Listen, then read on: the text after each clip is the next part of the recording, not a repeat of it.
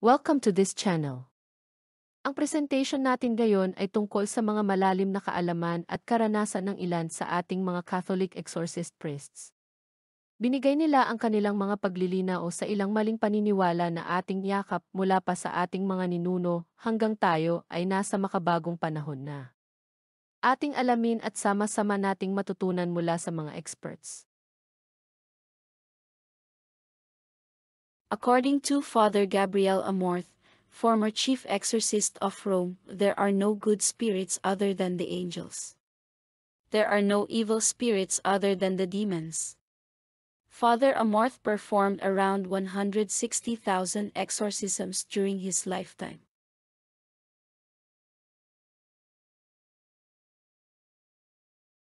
Meron ba talagang multo? Well, merong insinuation sa banal na kasulatan. Nang lumakad si Jesus sa tubig, napagkamalan siyang multo ng kanyang mga alagad. Ganoon din ang nagpakita siya sa mga ito sa upper room after the resurrection, natakot din ang mga ito. Ang kailangan lang talaga ay proper discernment of their identity. Who are they? Are they really ghosts? Ang popular na definition ng multo ay sila ang mga kaluluwa ng mga yumao na. Ang ating paniniwala ang mga kaluluwa ay nasa lupa pa sa loob ng 40 araw, still roaming around. Hindi totoo ito. It is simply symbols lamang, at inihalin tulad kay Jesus na patuloy na nagpakita sa kanyang mga alagad, sa loob ng 40 araw bago ang kanyang pag-akyat sa langit, para naman bumaba ang banal na espiritu. There's no such thing as wandering soul, or ang mga tinatawag na mga kaluluwang gala. The moment we die, right away is our particular judgment. Hindi natin pwedeng takasan ito. Dahil ang ating guardian angel ay otomatikong dadalhin na tayo sa harapan ni Jesus for our particular judgment, whether ang destination natin ay langit or impyerno lamang. Sa ating kamatayan doon na natatapos ang guidance ng ating guardian angel. Isa lang sa bawat kaluluwa. Walang repetition sa kanilang katungkulan. Sabi nga sa banal na kasulatan, only pure of heart shall see God. Dapat wala talaga ni kaunting bahid ng kasalanan. Dapat talaga matinding-matindi ang pagmamahal natin sa Diyos upang maiwasang makagawa ng kasalanan. Kung may bahid ng kasalanan kahit kaunti, doon na pumapasok ang purgatorio for cleansing or purification as long as na namatay ang tao, still in the friendship with God. So it makes sense ang katuruan ng konsepto ng purgatorio. Ang doktrina natin ay complete opposite ng Protestantism, na once saved, always saved. Sa pagkamatay daw ni Jesus, lahat tayo ay nailigtas na at wala na tayong dapat gawin. Kung ganoon pala, bakit pa mayroong impyerno? Ngayon, ang tanong, kung ang mga kaluluwa ng mga namatay na ay diretso agad sa particular judgment, sino ang mga kaluluwang sinasabing hindi matahimik, humihingi ng hustisya, hindi maiwanan ang kanilang mga mahal sa buhay? May unfinished business pa raw. Sinabi ko nga, kailangan natin ng proper discernment. Inuulit ko, walang wandering soul. Kung mayroon mang nagpapakita sa ating mga kaluluwa, bumibisita, or gumagambala man. At ang manifestation nila ay either mga namatay nating kamag-anak, or humihingi ng tulong, at magsasabi ng kung ano-anong mga kaganapan, sila ay purely mga evil spirits. Ang diablo ay tin-take advantage ang ating mga kalungkutan sa pagkawala ng ating mga mahal sa buhay. Lalo na kapag tayo ay kinikilabutan, at matindi ang takot, evil spirits ang nasa paligid natin. Dahil sa kalungkutan, malimit nating silang kausapin na magpakita or magparamdam man lamang. Yon na ang mga opening lalong-lalo na kung ang tao ay bukas ang kanyang third eye or mayroon siyang psychic ability. Ang mga evil spirits ay pwede ring magmanifest sa paggaya sa katauhan ng ating mga namayapa. Huwag na huwag tayong makikipag-usap dahil kapag ganoon na ang nangyari, may masamang espiritu na rin ang kakapit at kokontrol sa atin na hindi natin namamalayan. We should remember, dito sa lupa ay marami tayong nakakasalamuhang mga espiritu, at kadalasan sila ay masasamang espiritu. These fallen spirits are more powerful than us. Ang dyablo ay tunay na mapagpanggap at manlilinlang. Iyon ang kanyang expertise. Upang marami siyang maisama sa kanyang kaharian. Huwag tayong magpapalinlang. Marami na raw laman ang impyerno. Masyadong malawak ang lugar na ito. Ito ang mga sinabi ng ilang mga santo na binigyan ng pagpapala ng Diyos upang makarating sa impyerno. At masabi sa atin na totoong may impyerno for our conversion and change our ways of living. Kung ang namatay nating kaanak ay may espiritong nakakapit, ang tendency ng bad spirit na ito ay humanap ng malilipatan. At usually kamag-anak din ang lilipatan at magpapanggap na iyong nagsasalita ay kaluluwa ng yumao nating kaanak. We need proper discernment. Souls can communicate to us only if God allows them, through dreams, or through manifestations like smelling their perfumes. So that we won't forget them by offering prayers, especially masses or sacrifices. Kung pinapayagan sila ng Diyos na bumalik at magpakita ng manifestation, hindi sila nagpapakita in full-blown apparition at hindi sila pinapayagang magsalita. Inuulit ko, hindi sila pinapayagang magsalita. Para sila makabalik muli sa ating dimension, dapat may pahintulot ang Diyos.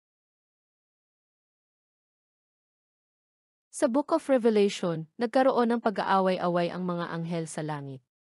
Pinamunuan ni Michael the Archangel ang mabubuting anghel. At si Lucifer naman ang namuno sa mga masasama. Sinabi na 1/3 ang dami ng anghel na napunta sa impyerno. Hindi sinabi kung gaano karami ang 1/3, posibleng napakarami noon. Dahil ang revelation ng mga santo na nakapunta sa impyerno sa pahintulot ng Diyos ay nagsasabing napakalawak ng impyerno. At nagpapatunay na maraming kaluluwa ang nandoon, kasama ang masasamang espiritu. Nakikita nila ang mga kaluluwang napupunta doon ay parang snowflakes daw sa dami. Ang mga masasamang anghel na ito ay naging mga evil spirits. Nandoon sila sa impyerno, at ang iba ay gumagala sa mundo upang tayo ay kanilang maging biktima sa pagiging makasalanan din at maisama nila sa place of eternal damnation. Sa kabuuan ng topic na ito, there is no such thing as wandering soul. Not true na bumabalik ang mga kaluluwa ng mga namayapa na. Kapag nahusgahan na, that is the end. Unless may pahintulot ang Diyos na makabalik. Ang mga kaluluwa na nakakausap daw ng mga medium, spiritista, psychic, clairvoyant ay mga evil spirits, sila ang mga fallen angels.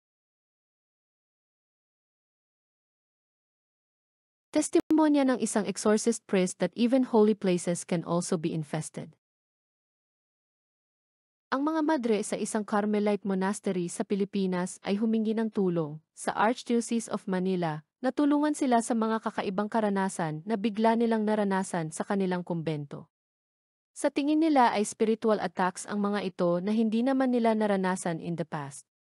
Sa Diocese ng Manila sila lumapit dahil walang exorcist sa kanilang sariling diocese.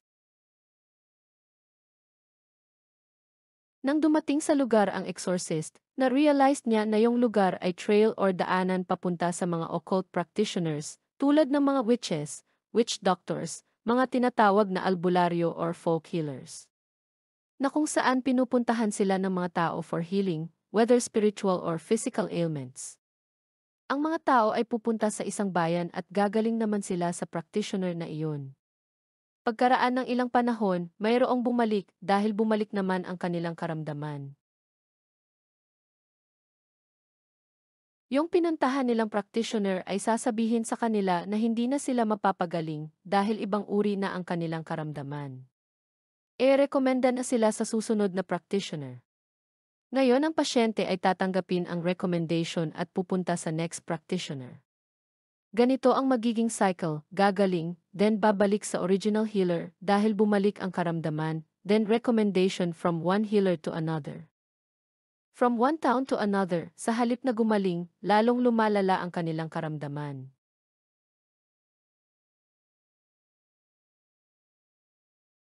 Kapag ang mga witch practitioners ay kumonsulta sa evil spirits for their power, at kung nakapunta ang pasyente sa 10 healers, ibig sabihin ay may 10 ding evil spirits working on you. Nang maipatayo na ang monasteryo sa pinakahuling bayan, naramdaman ng mga witch doctors na humihina na ang kanilang negosyo. Kaya naisipan nilang pasukin ang monasteryo ng palihim, subalit hindi sila nagtagumpay kung anuman ang kanilang binala.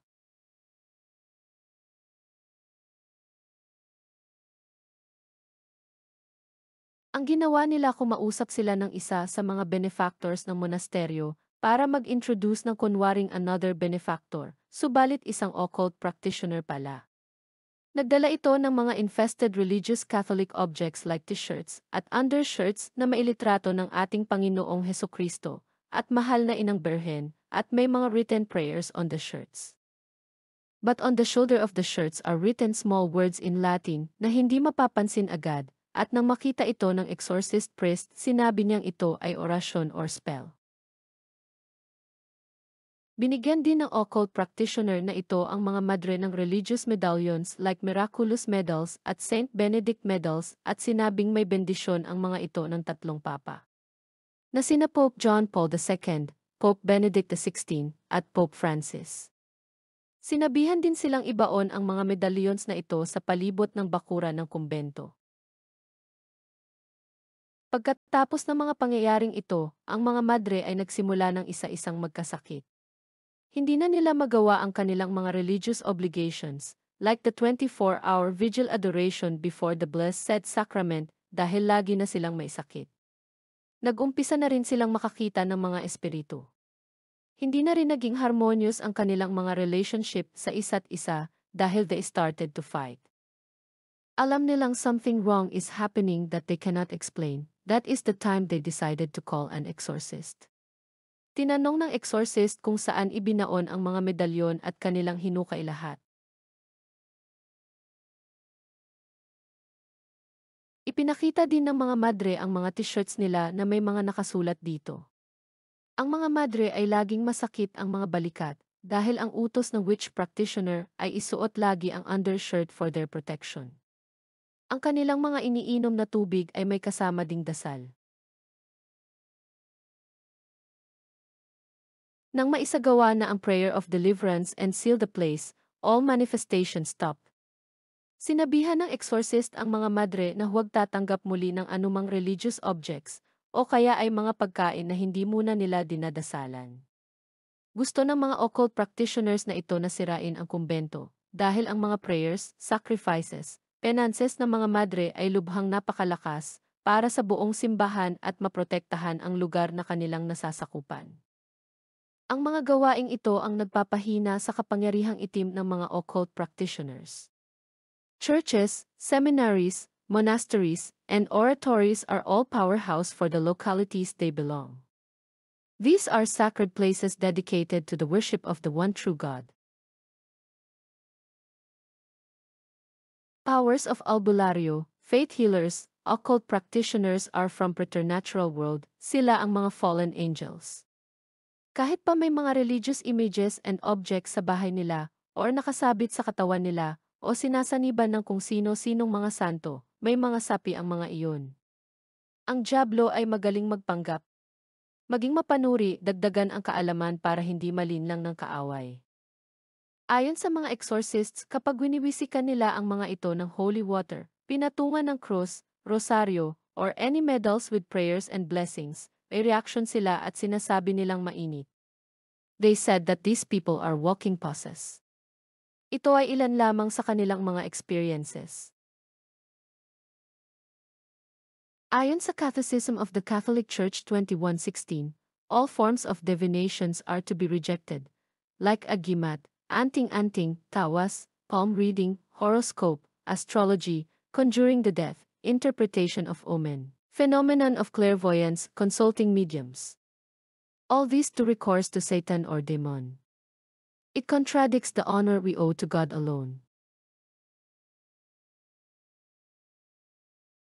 Special thanks sa ating mga Filipinong Catholic exorcist priests sa pagbabahagi ng kanilang kaalaman at karanasan upang matutunan nating protektahan ang ating mga sarili at pamilya sa mga atake ng masasamang espiritu na kahalubilo natin sa mundo. Kailangan natin ang ating matibay na pananampalataya sa ating nag-iisang Diyos.